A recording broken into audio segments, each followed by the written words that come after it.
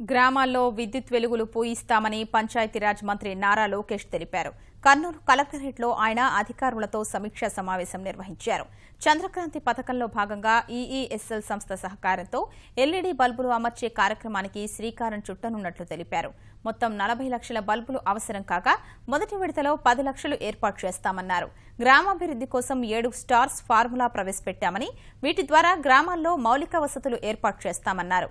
ప్రతి కుటుంబానికి 10,000 రూపాయల ఆదాయం వచ్చే విధంగా చర్యలు తీసుకుంటామని వివరించారు.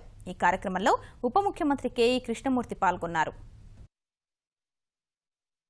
గ్రామీణ అభివృద్ధి ఎవరు ఊహించిన విధంగా మనం చేసుకుంటాం జరుగుతుంది. సురక్షితమైన తాగునీరు అందిస్తాం. ఇంటింటికి కుళాయి ఇచ్చే కార్యక్రమాన్ని మనం ప్రారంభించాల్సిన అవసరం మనందరిపైన ఉంది. ఇంటింటికి కరెంట్ ఇస్తాం. అదేవిధంగా 100% ఎల్పీజీ గ్యాస్ సిలిండర్ ఇస్తాం.